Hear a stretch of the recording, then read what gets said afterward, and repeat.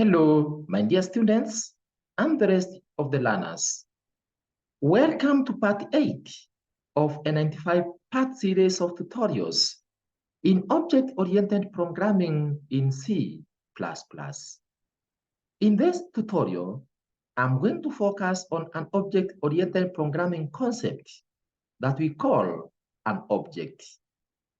My name is Memeji M, or you can simply call me EMELISWAP. So, what is an object in an object-oriented programming language, such as C++? Objects are the basic runtime entities in an object-oriented system. They may represent a person, a place, a table of data that the program has to handle. They may also represent user-defined data, such as vector, time, and list. Object is therefore the basic unit of object-oriented programming. Objects are identified by their unique names. An object represents a particular instance of a class. There can be more than one instance of an object. Each instance of an object can hold its own relevant data. An object is therefore a collection of data members and associated member functions, also known as methods. An object combines various classical data types into a set that defines a new variable type or structure. Every object that is created from a class by providing the necessary data is called an instance of the class.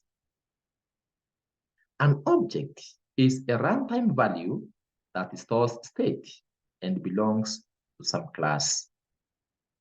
Therefore, if classes are like types, then objects are like variables. Objects belong to a class, and so they automatically know what operations they are capable of. No memory is allocated when a class is created. Memory is allocated only when an object is created, that is, when an instance of a class is created. An instance is therefore an occurrence or a copy of an object, whether currently existing or not. Instances of a class share the same set of attributes, yet they will typically differ in what these attributes contain.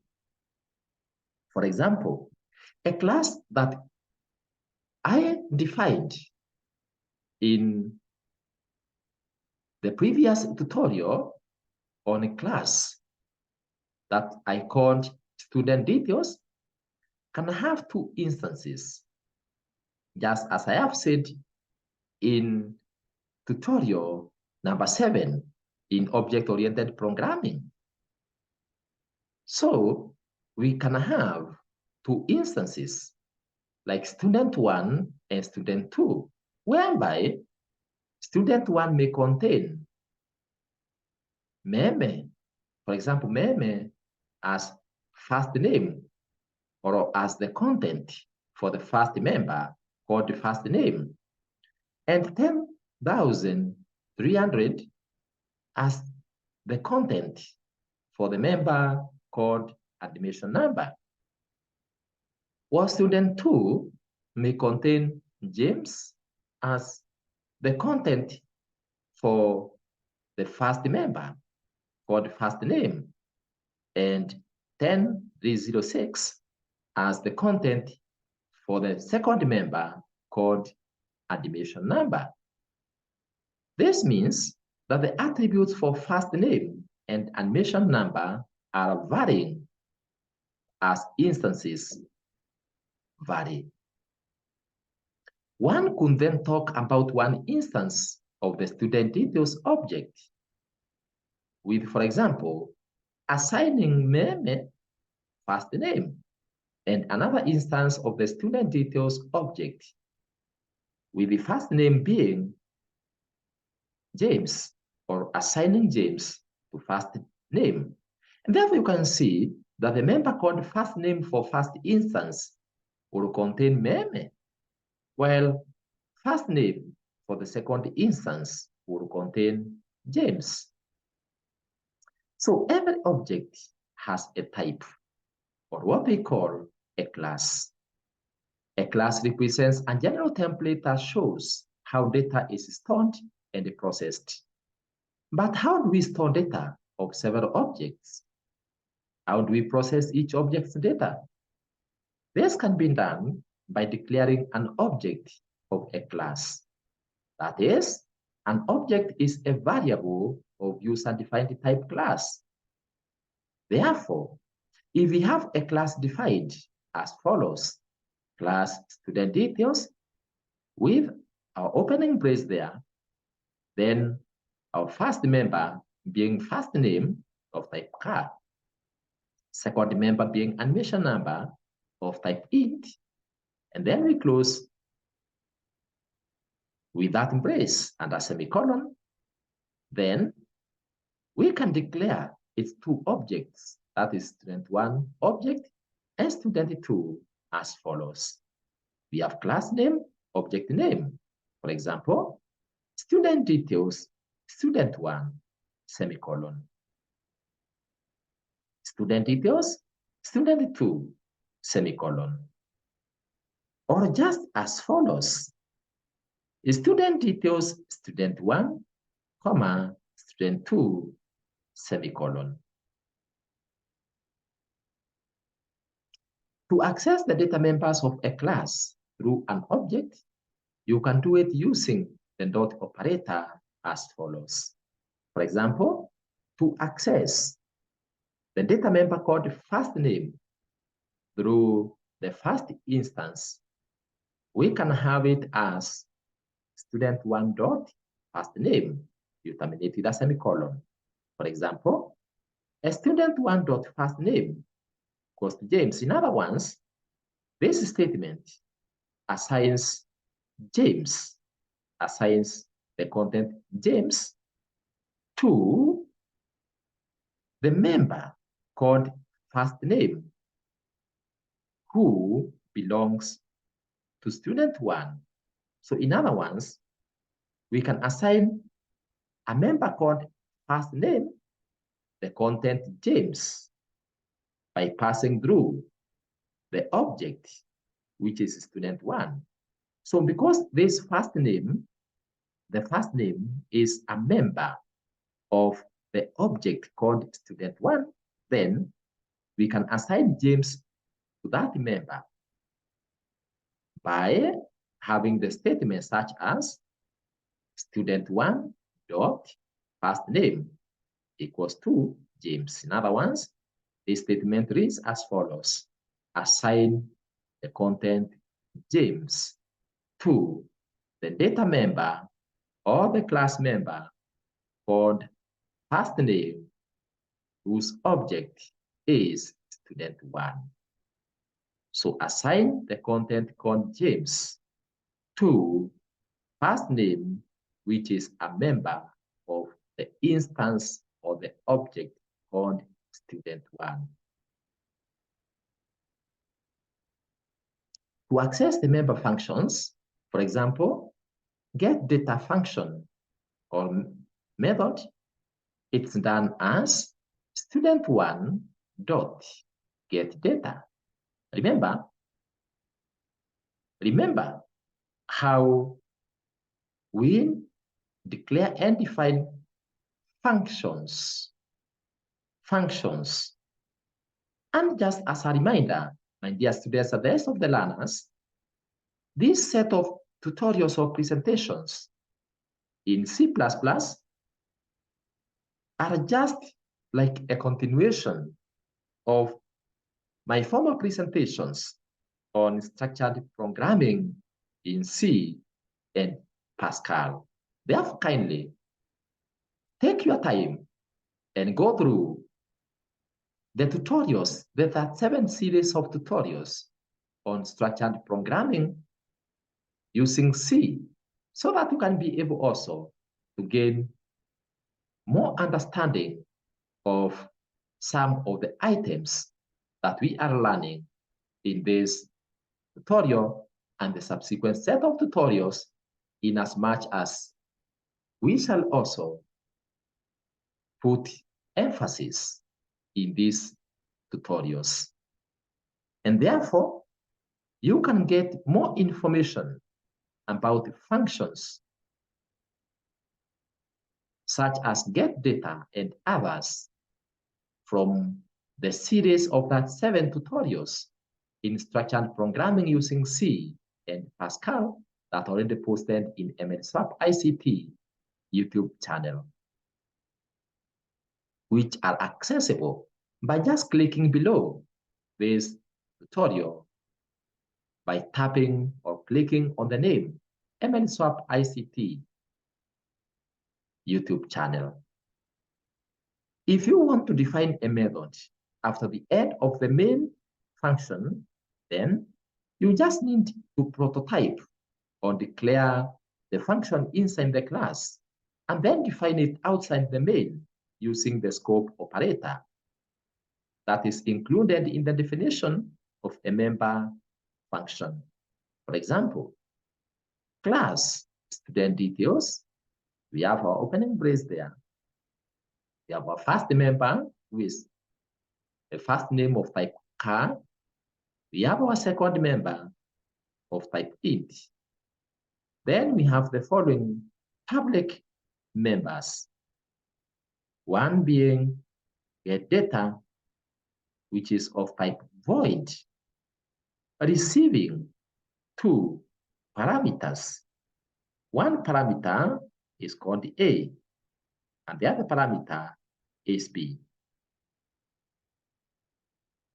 So this statement is a prototype. So what we are doing here is we are prototyping. We are prototyping. We are informing our compiler that within our program, we have the definition or we have a function performing certain activities called get data, and that function will be accessible, also be accessible by the objects for this class called student details. So this is a public member. And then we have our closing brace and a semicolon. And then we have now our function, our method here called student details. Then our scope operator, and the function is get data. It has 2 parameters. One is first name of type char. The other one is called animation number, which will hold data or receive data of type integer. Then you include your rest of the code there, the set of statements or instructions that will be executed by the compiler once it accesses this function or this member that we are calling get data, whose scope is student details. And then you close or you terminate that function. So you do all your definition for your member or for your method. As you can see, what is important is for you to remember the scope. That the scope of get data function or method is student details. Therefore, anytime you define methods at the end of the program, specify which class the method belongs to in order to avoid ambiguity using the scope resolution operator. Always, if you are going to define a method at the end of a program, for example, after the main function, always remember to specify which class the method belongs to. For example, in our case, the class that our getData method or function belongs to is student details, which we have to prototyped. We are prototyped under the student details class as public, meaning this function will be accessible. It will be accessible from outside this class. And of course, we have defined it at the end of the main function, as you can see. And for that reason, always remember to use the scope resolution operator to specify which class the method belongs to avoid ambiguity. So its syntax is as follows. Class name, scope operator, method. For example, void student details, scope operator, getData. So our class name is student details. Our class name is void student details. Our scope operator is, as you can see, getData is our method, and this method has two parameters: first name of type char, and second one, admission number of type int. So our class name is student details. Our class name is student details. Our function is getData, or our method is getData, and it is of type void. That means it will not be required to return any value at the end of its execution. And functions usually can receive parameters or can receive values from other areas within the program or from the main. And therefore, those values that are passed to it are accessed as parameters.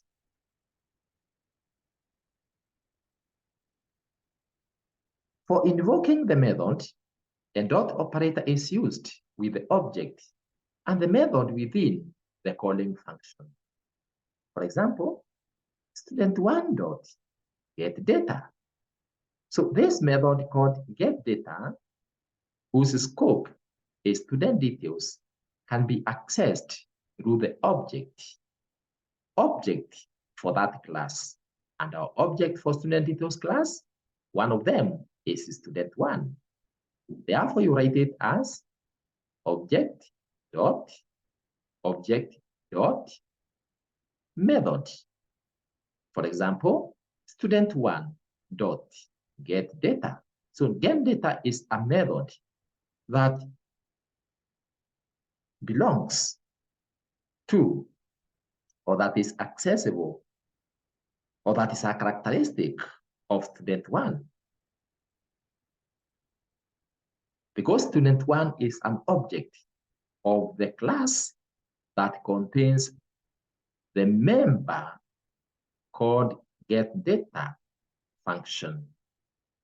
In this case, the scope resolution operator is not required. Variables of classes are known as objects. Just as I have said through this presentation, the variables of classes are known as objects. We have seen two examples, student1 and student2. You can create libraries using the scope operator as follows. One, you can place class definition in a header file. That, for example, we can have a header file called meme.h.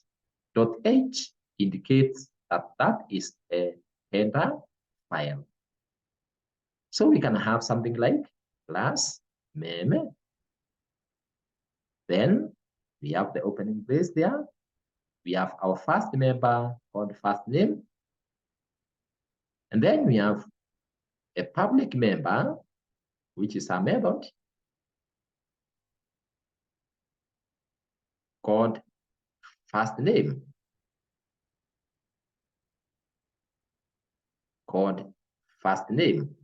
That has a parameter of type char.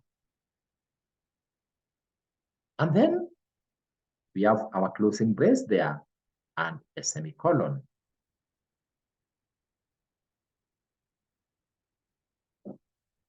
Number two, you can place the definition of the member functions in a C++ source file, or what we call the library source code. For example, as follows: hash include meme.h, that is header file called meme, with a function called first name that is receiving, that has a single parameter called first name, and the scope. The scope of this method is meme. So that statement, this statement is a definition statement. Then we have a first name being assigned to a member called first name. Then you close the brace there. So that's a definition of a member function.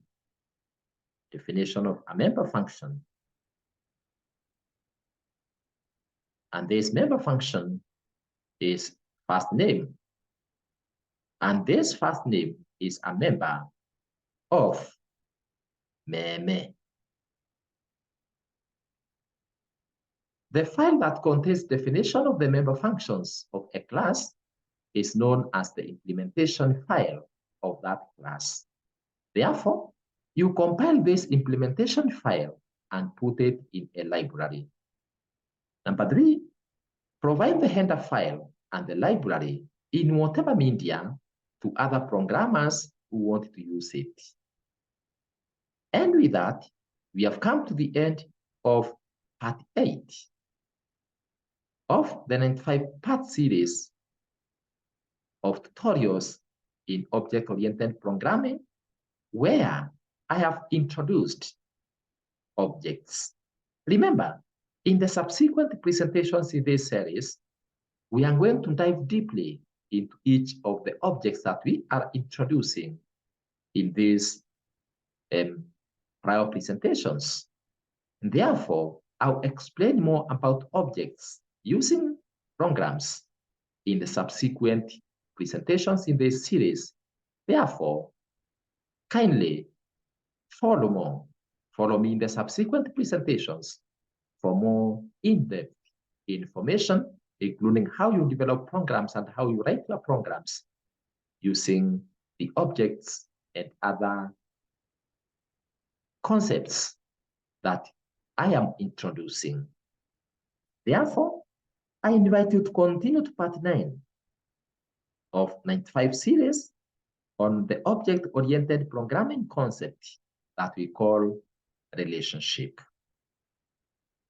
And with that, I congratulate you for learning part 8 of 95 on explanation of object-oriented programming concept that we call the object.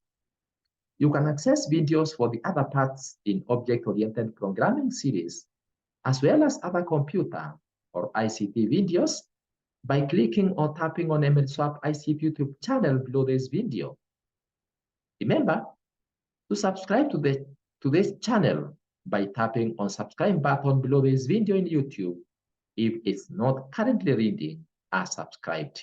Remember, subscription is free, but your click to subscribe encourages and motivates the author.